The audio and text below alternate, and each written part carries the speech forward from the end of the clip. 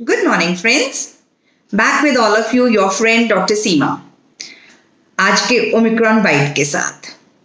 तो आज की 4 खबरों के बारे में डिस्कस करके जाएंगे इस वीडियो में. पहली प्रमुख, दिल्ली की क्या हालात है, दिल्ली के क्या आंकड़े हैं. दिल्ली में 19,000 से 20,000 तक के नए केसेस हैं. दौड़ में चल रहे हैं 3 स्टेट्स. पता है आपको, दिल्ली, महाराष्ट्र, वेस्ट बंगाल. कौन जीतेगा. ओमिक्रॉन खेल रहे हैं. और जीत कौन रहा है? दिल्ली. अच्छा हो बुरा हो, हम दिल्ली वाले सबसे आगे. तो 20,000 केस के करीब हैं और संक्रमण दर जो है वो हमारी 25% के करीब है. 25% के करीब का मतलब कि 4 में से 1 व्यक्ति कोविड पॉजिटिव पाएंगे. अब हम 4 लोग चल रहे हैं तो उसमें से सोच लो कि 1 व्यक्ति पक्का कोविड पॉजिटिव है. तो इतना हाई इन्फेक्टिविटी रेट स्टार्ट हो गया है. और ये जो है कि पीक कब आने वाली है दिल्ली में, तो इसकी भी थोड़ी सी बारे में जानकारी मिली है. Delhi, Mumbai, west Bengal, they are predicting कि by the end of this month और in early February we might get the peak. और पीक के दौरान तो केसेस बहुत ज़्यादा होने वाले हैं. और as per the predictions by the end of February और मिड मार्च तक पीक की पूर्ति हो जाएगी और ओमिक्रॉन से हमको निजात मिल सकती है. लेकिन मैंने कहीं पर और पढ़ा कि by the grace of God Omicron is mild. Omicron इतना खतरनाक नहीं है, इतना परेशानियां नहीं दे रहा. लेकिन very few of the scientists are even predicting कि क्योंकि ओमिक्रॉन में ट्रांसमिसिबिलिटी, इन्फेक्टिविटी इतनी ज़्यादा हुई है that the virus might not create another variant. और कुछ साइंटिस्ट ने थोड़ी सी प्रिडिक्शन कर रहे हैं कि maybe they are like foreseeing कि things might not get worsened after Omicron. So एक अच्छी खबर के साथ एक बुरी खबर मैंने जोड़ दी. आपने सुना क्या फ्लोरोना का शोर चल रहा है. फ्लोरोना भी हो गया. इजराइल में भी कुछ 1-2 केसेस मिले हैं. फ्लोरोना क्या आ गया? Florona is not a new mutant or a new variant of corona. No, it is not. It is a combination of flu as well as omicron and may be corona, you can say. So उसका नाम बना दिया flurona. नए नए concept मिल रहे हैं. Flurona, delta Crohn, पता नहीं क्या क्या बन के आ रहा है. तो फ्लोरोना में है 2 वायरसेस का इन्फेक्शन इकट्ठे हैं. फ्लू वायरस भी है और कोरोना भी है. तो दोनों के सिम्टम्स इकट्ठे मिलके आएंगे. मोर और लेस सिम्टम्स वही होते हैं. But obviously when there are 2 viruses inside your body, तो your body's immunity will go much more down और वो इन्फेक्शन थोड़ा और ज्यादा परेशान करने वाला हो भी सकता है ना. क्योंकि जब 2 वायरसेस इकट्ठे हैं तो वो परेशानी तो होगी. तो एक और नया सिम्टम, मैंने कल भी थोड़ा एक नया सिम्टम बताया था कि कुछ न्यूरोलॉजिकल सिम्टम्स भी आ रहे हैं ओमिक्रॉन के. तो जैसे मैंने बताया था कि चक्कर भी आ रहे हैं लोगों को, वर्टाइगो बहुत हो रहा है, डिजीनेस बहुत हो रही है. दूसरा डिसओरिएंटेशन, यानी कि एक व्यक्ति टाइम, प्लेस, पर्सन के हिसाब से डिसओरिएंटेड हो रहा है ना.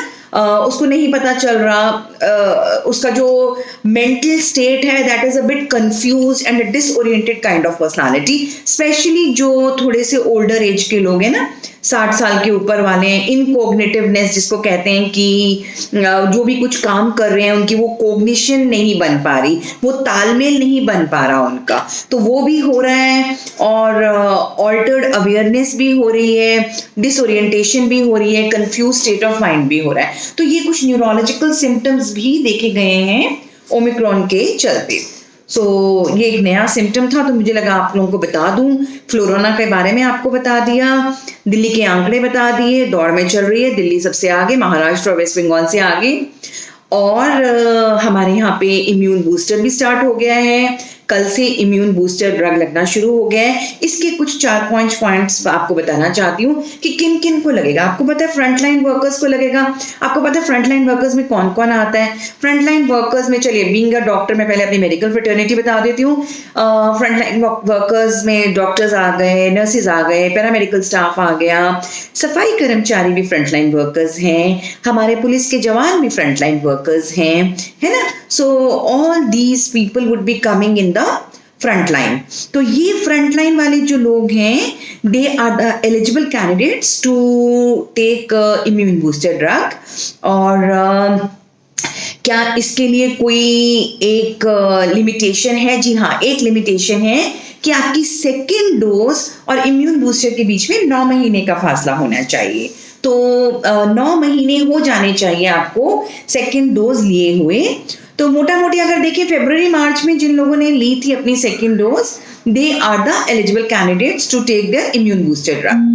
दूसरी कैटेगरी कौन सी है? दूसरी कैटेगरी वो है 60 साल से ऊपर वाले लोग जिनको कुछ कोमॉर्बिडिटीज भी हैं। ठीक है, 60 साल से ऊपर ऑल्दो देखिए ओल्ड एज आ जाती है और साथ में कोमॉर्बिडिटीज में जैसे अगर आप हाइपरटेंसिव हो, अगर आपका शुगर ज्यादा रहती है, अगर आप को कोई हार्ट की परेशानी है, आपको कोई किडनी की परेशानी है, आप कैंसर के पेशेंट हो, आप ट्रांसप्लांट के पेशेंट हो, किसी भी रीजन से आपको आपकी इम्यूनिटी कॉम्प्रोमाइज्ड है, तो ऐसे जो लोग होते हैं those are known as people with comorbidities. तो 60 साल से ऊपर के लोग with comorbidities they are the eligible candidates for immune booster dose. अच्छा, अब इम्यून बूस्टर कौन सी लेनी है? देखिए, जो आपको पहली 2 डोजेस वैक्सीनेशन की मिली है, यानी कि जिनको कोविशील्ड मिली है उनको इम्यून बूस्टर भी कोविशील्ड मिलेगा, जिनको कोवैक्सीन मिली है उनको इम्यून बूस्टर भी कोवैक्सीन मिलेगा। तो इसमें आई थिंक अब कोई डाउट नहीं होना चाहिए। 9 मंथ का टाइम होना चाहिए आपकी सेकेंड डोज और इम्यून बूस्टर के बीच में, और जो डोज पहले ली थी वही अब भी मिलेगी। और दिल्ली वालों संभल जाओ, हर चीज में नंबर 1 रहना जरूरी नहीं है, बढ़ने दो बाकी लोगों को। मैं तो कहूंगी कोई भी ना बढ़े, बट प्लीज दिल्ली वालों संभल जाओ। Start following your Covid appropriate behaviour. और हाँ, ये फ्लोरोना यानी कि फ्लू और कोरोना दोनों इकट्ठे देखने को मिल रहे हैं, because it is not easy to differentiate also. Differentiate कर पाना भी आसान नहीं है कि ये फ्लू है या ये कोरोना ही है।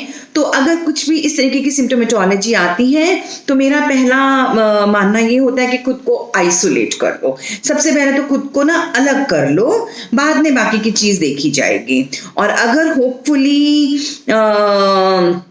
Bye the end of this month they are predicting कि पीक आ जाएगी, तो थोड़े दिनों की बात है, थोड़े दिन संभल के रह लो, थोड़े दिन बाहर निकलना बंद कर लीजिए, है ना, ताकि उसके बाद पीक चली जाएगी and we will be back to our normal flying birds once again. So enjoy your day.